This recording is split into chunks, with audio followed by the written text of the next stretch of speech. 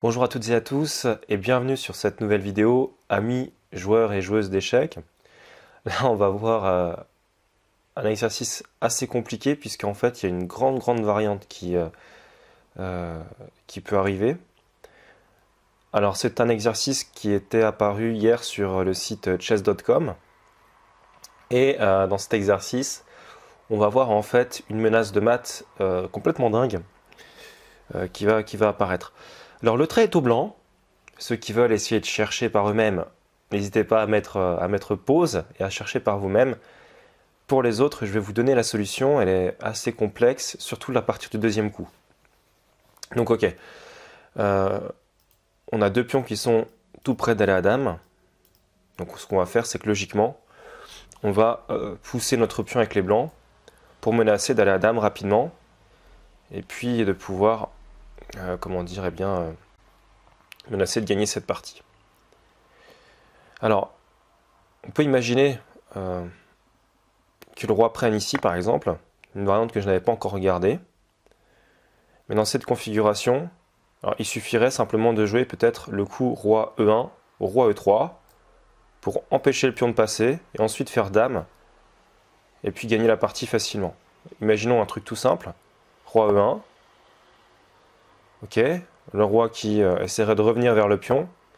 Alors là, on pourrait faire dame suivi de dame ici, mais encore le plus simple peut-être ce serait de faire roi ici, on bloque le roi, on va faire dame sur échec, etc.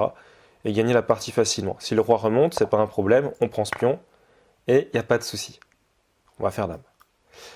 Donc ok, c'est pas comme ça que les noirs vont jouer. Les noirs vont tenter de faire directement dame à leur tour avec D2. Et maintenant, donc, on va pas jouer dame directement parce qu'il y aurait juste 3 prends. Alors je vous montre, hein, si on faisait dame tout de suite, juste 3 prends et on ne peut pas empêcher ce pion-là d'aller à dame, donc ça sera probablement juste une nulle avec répétition de coups ici. Si on peut.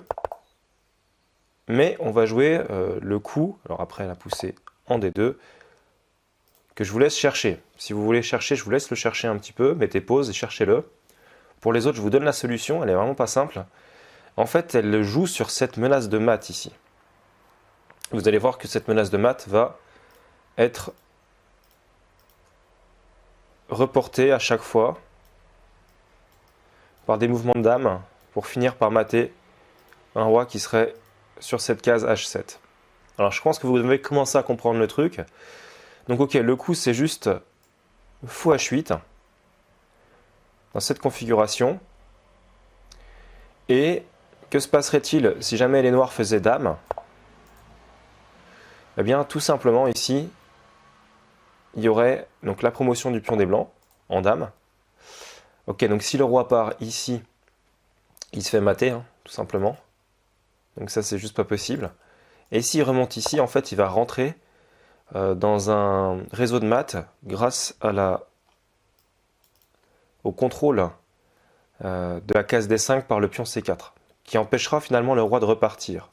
Le bougre ne pourra pas repartir ici. Donc on va voir ce qui se passe. Dame échec. Ok. Donc il n'y a pas 36 cases, il y a juste la case D3, donc roi T3. Dame C3 échec. Donc pareil, il n'y a pas 36 000 cases, juste la case blanche. Voilà. Dame échec. Donc là on voit qu'il ne peut pas repartir par là-bas à cause du pion. Le pion contrôle cette case. Donc roi ici. Ok. Dame ici échec. Le roi remonte encore, il est forcé, vu qu'il ne peut pas repartir ici à cause du fou. Roi ici. Dame ici échec, pareil, il ne peut pas repartir ici à cause du pion. La seule case, c'est roi en H7. Et évidemment, il se fait mater sur la case H7 par dame G7, échec et mat. Voilà, donc c'est la fin de cette petite tactique du matin. J'espère qu'elle vous a plu. Quant à moi, je vous dis à très bientôt pour de nouvelles vidéos. Ciao, ciao!